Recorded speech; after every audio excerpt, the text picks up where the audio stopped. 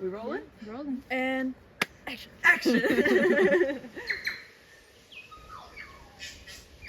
I think that working in conservation, I think it's helped me realize how much of a balancing act it is, how many different things there are to consider, whether it's translocating a species or planting or harvesting or putting up a fence, which, as Zealandia has done, has been a really interesting way of doing conservation.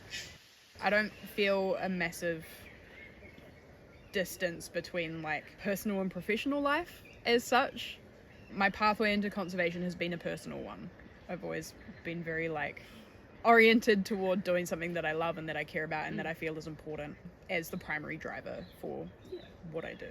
If I'm taking a tour or showing people around or whatever, I get really hyped up and excited, which is really cool. I love it. It's the first Pipi Whāroa of the season! Yes! Did you hear that call that was that was Pipi Whāroa, or Shining Cuckoo, which is a tohu of spring. That's legit the first Pipi Whāroa I've heard. I'm so excited. My life has led into this, just the way that I was raised and the things that I was taught and shown to care about. Lots of camping as a kid, lots of tramping, hunting, fishing, swimming in the awa that I grew up with, lots of very deep personal and quite emotional connection to the natural world.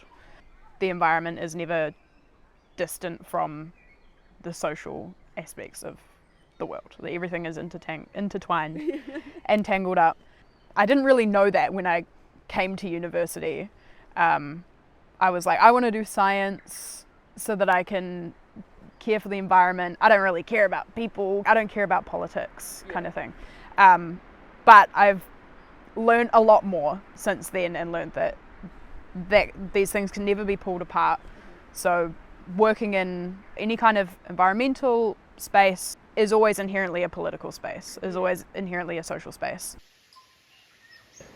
Will be coming into my 4th summer as a tour guide. Yeah. And then in March this year I joined our learning team. The work that we do is with tamariki and rangatahi. It's kind of education focused, but it's about engaging and inspiring young people and the future generation of people who will come through and care for te taiao, the natural world. Yeah. Te taiao is a te ao Māori concept. To me, it's a holistic notion of what the natural environment is. That includes both material things and immaterial things, and human and non-human, physical and non-physical. In any conservation work in Aotearoa, New Zealand, it is top of the priority list that anything we do acknowledges and incorporates and respects and grows te ao Māori. And te taiao as a idea or notion or a thing or concept is a part of that. At Zealandia, there's a whakatauki that kind of guides what we do and our attitude towards what we do. It's whatu ngaro te tangata toi tū te whenua. That means the people will pass on, but the land will always remain. That kind of speaks to how we try to think about our mahi and why it matters, because the people will pass on, but the land will always remain.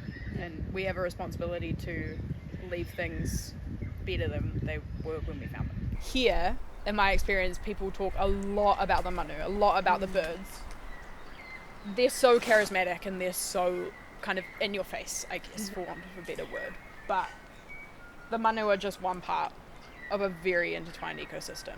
So, this is a tree fern. You see the fluff at the base of the fronds? They use that fluff to line their nests. So if we didn't have mamaku, the hihi wouldn't be able to build their nests, and then they would have a lower rate of, the eggs wouldn't hatch as well, and that kind of thing. So this is just as important and cool and exciting as the hihi themselves. Yeah. And then if we didn't have good soil, the mamaku couldn't grow.